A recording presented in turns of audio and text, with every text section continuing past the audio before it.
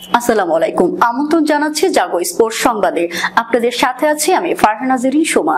শুরুতেই জানিয়ে দিব জাগো সংবাদ শিরোনাম। এখন শুধু দলে চলে রাজনীতি, নেই একতা, পুরাই ছত্রভঙ্গ, দলটা একেবারে বোধহয় শেষ হয়ে গিয়েছে। সাইফুদ্দিন বাদ, তাহলে দলে কেন সৌম্য ও লিটন? মুস্তাফিজকে নিয়ে কামড়াকামড়ি, 2025 IPL এর মোগা নিলামে ফিজকে দলে ফেরাতে চায় 3 ফ্রাঞ্চাইজি।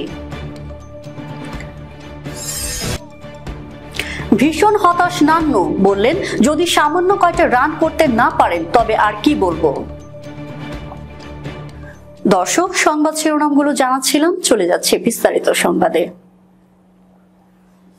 বাংলাদেশ দল আর আগের সেই দল নেই, দলটা একেবারেই বোধহয় শেষ হয়ে গিয়েছে। আহা, একটা সময় কি দারুণ সময় ছিল আমাদের। এখন শুধু দলে চলে রাজনীতি, পুরো ছত্রভঙ্গ একটা দল, একতা নাই, যেন কিছুই আর অবশিষ্ট নেই আমাদের। সিএ স্পোর্টস তাহিদ হৃদয়ের নতুন স্পন্সর, যেটি হৃদয় তার অফিসিয়াল ফেসবুক পেজে একটি পোস্টের মাধ্যমে জানায়। এই পোস্টটিতে তামিম ইকবালের প্রতি কৃতজ্ঞতা প্রকাশ করেন তিনি। ব্যাপারটা কিন্তু খুবই সাধারণ একটা বিষয় হওয়ার কথা ছিল, তবে বিপত্তিটা ঘটলো হঠাৎ করে হৃদয় যখন তার পোস্টটি ফেসবুক থেকে সরিয়ে নিলেন।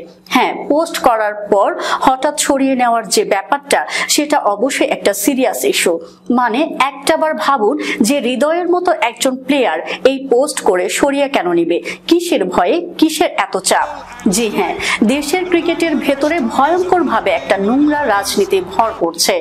ড্রেসিং রুমে অবস্থা ভীষণ নাজুক। তরুণ প্লেয়াররা নিজের মনের ভাব প্রকাশ করতে পারে না, সবসময় তারা ভীত থাকে, কোনো কাজই তারা নিজেদের মর্জি মাফিক করতে পারে না। সবসময় তাদের একটাই চিন্তা, কোনটা করলে কি হবে, কে মন খারাপ করবে। এখানে ধারাবাহিকভাবে পারফরমেন্স করলেও নির্ভর থাকতে পারে না তারা। হৃদয়ের কথাই ধরুন না, নিয়মিত ছেলেটা রান করছে, দলের সবাই যখন ব্যর্থ তিনি তখন ধারাবাহিকভাবে দারুণ সব ইনিংস খেলে যাচ্ছেন, তবুও XYZ দের জন্য তার ভীত থাকতে হয়। সাইফুদ্দিন বাদ, তাহলে দলে কেন সৌম্য ও লিটন? 2-0 ব্যবধানে সিরিজ জিতে নিয়েছে যুক্তরাষ্ট্র। এই সিরিজেও কোনো ব্যাটার ভালো ব্যাট করতে পারেনি, বিশেষ করে টপ অর্ডারের ব্যাটাররা। আর কালকে শেষের দিকে যেন মনে হয়েছিল যদি সাইফুদ্দিন বা মেহেদী মিরাজ থাকতো তাহলে ম্যাচটা আমরা জিতে যেতাম, কিন্তু তাদের দুজনকে তো নেওয়া হয়নি বিশ্বকাপ স্কোয়াডে। এই নিয়ে কথা বলেছেন ইমরুল কায়েস। সাইফুদ্দিনের মধ্যে নিজের প্রতিচ্ছবি দেখতে পাচ্ছেন ইমরুল কায়েস। এবার সাইফুদ্দিনের হয়ে মুখ খুললেন ইমরুল। এভাবে আশা দেখিয়ে ছেলেটাকে ছুঁড়ে ফেলার কঠিন জবাব দিলেন তিনি। এক ম্যাচ খারাপ করে যদি কেউ দলের থেকে বাদ পড়ে তাহলে লিটন, সৌম্য, শান্তরা কিভাবে মাসের পর মাস খারাপ খেলেও এখনো দলে টিকে আছে? সাইফুদ্দিনের বেলায় কেন এত নীতিবান সেজে গেলেন নির্বাচকরা, আর লিটনদের বেলায় কেন অন্ধ সেজে বসে থাকেন? কোনো জবাব আছে তাদের কাছে? দীর্ঘ ইনজুরির পরে ক্রিকেটের সাইফুদ্দিন কতটা পরিশ্রম করেছেন সেটা কেবল যারা তাকে ফলো করেছে তারাই বলতে পারবে। মাসের পর মাস পরিশ্রম করে BPL এ ভালো পারফর্ম করে দলে ফিরেছিলেন সাইফুদ্দিন। দলে ঢুকে ভালো বোলিংও করলেন, তুলে নিলেন বেশ কয়েকটি গুরুত্বপূর্ণ উইকেট। কিন্তু যখনই খারাপ খেলেন তখনই সবাই বেজার হয়ে ছেলেটিকে ছুঁড়ে ফেললো। তাহলে কি মাসের পর মাস পর পরিশ্রমের ফল এই 2-1 ম্যাচ?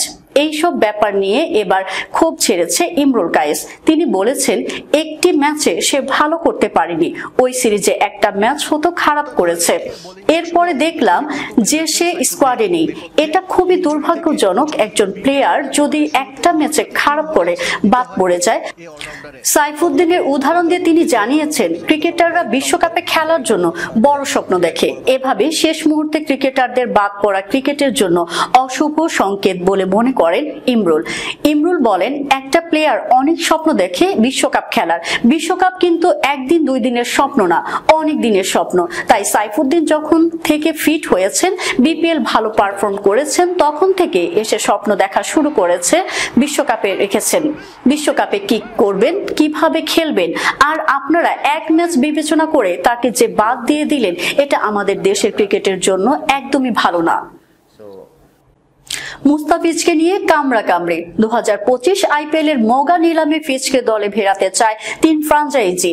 এবারের আইপিএল এর আর মাত্র 2টি ম্যাচ বাকি আছে, দ্বিতীয় কোয়ালিফায়ার ও ফাইনাল ম্যাচ। দ্বিতীয় কোয়ালিফায়ার মুখোমুখি হবে রাজস্থান রয়্যালস ও হায়দ্রাবাদ। এদের যে কোনো এক দল ফাইনালে কলকাতার বিপক্ষে মাঠে নামবে, আর ফাইনাল ম্যাচের মধ্য দিয়ে পর্দা নামবে এবারের আইপিএল এর। তবে এখন থেকে 2025 আইপিএল এর পরিকল্পনা করতে শুরু করেছে ফ্রাঞ্চাইজিগুলো। হিসাব কষতে শুরু করেছে কাকে দলে নেওয়া যায়। বাংলাদেশের তারকা পেসার মুস্তাফিজকে দলে নিতে আগ্রহী আইপিএল এ বেশ কয়েকটি ফ্রাঞ্চাইজি। এবারের আইপিএল এ দুর্দান্ত পারফরমেন্স করেছেন ফিজ। শেষ হতে যাওয়া আইপিএল এ চেন্নাইয়ের হয়ে মাঠ মাতিয়েছেন মুস্তাফিজ। চেন্নাই সুপার কিংস এর পেস বোলিং এর ভরসার নাম ছিলেন ফিজ। তবে আইপিএল এর মাঝপথে জিম্বাবুয়ে সিরিজ ও বিশ্বকাপের জন্য তাকে দেশে ফিরিয়ে আনেন বিসিবি।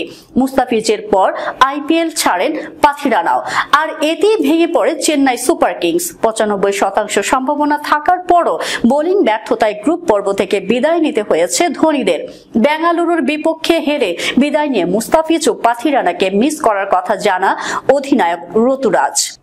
তারা দুজন থাকলে আমাদের এই অবস্থা হতো না। 9 ম্যাচে 14 উইকেট শিকার করেছেন মুস্তাফিজ। তবে এরপরও তাকে রিটেইন করতে চায় না বিসিবির কারণে। চেন্নাই সুপার কিংস জানিয়েছে মুস্তাফিজকে পুরো আসর খেলার ছাড়পত্র দিলে তাকে রিটেইন করবে, তাছাড়া না। তবে মুস্তাফিজ চেন্নাই রিটেইন না করলে তাকে 2025 আইপিএল এ নিতে বেশ কয়েকটি দল। ভারতীয় ক্রিকেট বিষয়ক ওয়েবসাইট ক্রিক ট্রেকার তাদের এক প্রতিবেদনে জানিয়েছে, আগামী আইপিএল এ যদি চেন্নাই মুস্তাফিজকে রিটেইন না করে তাহলে 3টি ফ্রাঞ্চাইজি তাকে দলে নিতে চাইবে। সেই ফ্রাঞ্চাইজিগুলোর মধ্যে রয়েছে Delhi Capital, Royal Challengers Bengaluru ও কলকাতা নাইট রাইডার্স। কি ভাই, খুব তো আমাকে দোষেছেন। দল হারলে সব দায় দায়িত্ব আমার ও আমাদের নির্বাচকদের উপর চাপিয়ে যা খুশি তাই বলতেন। আমাদের গোষ্ঠী উদ্ধার করেছেন। ভাবখানা এমন ছিল দল সাজানো ও ক্রিকেটার নির্বাচনে ভুল ছিল বলেই ব্যর্থ টিম বাংলাদেশ। আর কারো কোনো দায় নেই, সব দায় দায়িত্ব আমাদের। জাতীয় দলের ব্যর্থতার জন্য আমরা নির্বাচকরাই দায়ী। এখন কাকে বলবেন এসব কথা? আসলে খুঁটিয়ে দেখলে আপনারা দেখবেন শুধু নির্বাচকদের উপর দোষ চাপিয়ে লাভ নেই। লক্ষ্য, পরিকল্পনা আর মাঠের অ্যাপ্রোচ ও অ্যাপ্লিকেশন ভালো হওয়াই সবচেয়ে বেশি জরুরি। শেষ দিকে যাকে সবাই আসামের কাঠগড়ায় দাঁড় করিয়েছিলেন সেই সাবেক প্রধান নির্বাচক মিনহাজুল আবেদিন নান্নু যুক্তরাষ্ট্রের কাছে এই অপ্রত্যাশিত সিরিজ হারের কারণ খুঁজতে গিয়ে জাগো নিউজের সঙ্গে আলাপের ওপরের 2টি মন্তব্য করেছেন। এই ব্যর্থতার কারণ কি? দল সাজানো কি ঠিক ছিল? টিম কম্বিনেশনেও একাদশ সাজানোয় কি কোনো রকম ভুল ত্রুটি ছিল? লক্ষ্য পরিকল্পনায় কি কোনো ভুল ছিল, নাকি অ্যাপ্রোচ, অ্যাপ্লিকেশন ও পারফরমেন্সে ঘাটতি? শুক্রবার সকালে জাগো নিউজের সঙ্গে আলাপকালে অনেক কথার ভিড়ে নান্নু দল নির্বাচন ও ক্রিকেটার সাজানো নিয়ে একটি কটু কথাও বলেননি। তিনি কোনো ব্যক্তি বা ডিপার্টমেন্টের উপর দোষও চাপিয়ে দেননি। সাবেক প্রধান নির্বাচকদের মূল্যায়ন এটি হয়েছে টিম পারফরমেন্সের অভাবের কারণে। নান্নু বলেন, দল নির্বাচন ও ক্রিকেটার নির্বাচন নিয়ে কোনো অভিযোগই নেই আমার। আর 150 রানের কম টার্গেট তারা করতে আবার লাইন আপ নিয়ে কথা বলার কি দরকার? পুরো হতাশাজনক। সবাই খারাপ খেলেছে, সব ডিপার্টমেন্টই অনুজ্জ্বল। লক্ষ্যবিহীন ক্রিকেট খেলেছে দেখে মনে হচ্ছে কোনো পরিকল্পনা নেই। একটা টিম বিচ্ছিন্নভাবে 2-1 কিংবা এক ডিপার্টমেন্টের ভালো ও উজ্জ্বল পারফরমেন্স দিয়ে পার পাবে না। জিততে হলে এবং সাফল্য পেতে একই সঙ্গে 3 ডিপার্টমেন্টের ভালো খেলতে হবে, সবার জ্বলে উঠতে হবে।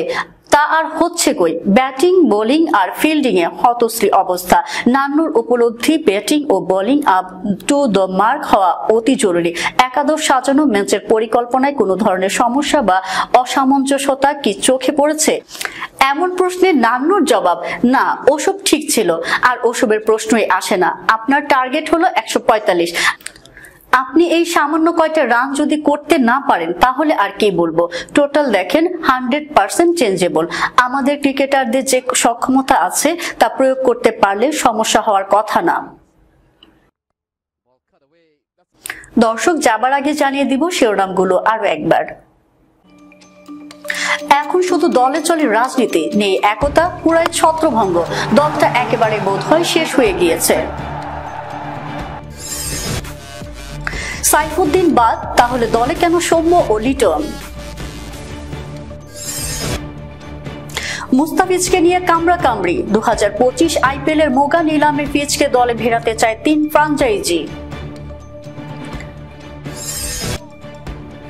ভীষণ হতাশ নান্নু, বললেন যদি সামান্য কয়টা রান করতে না পারেন তবে আর কি বলবো। এই ছিল এখনকার মতো। আমাদের পরবর্তী সংবাদ দেখার আমন্ত্রণ জানিয়ে শেষ করছি। ধন্যবাদ সবাইকে। আল্লাহ হাফেজ।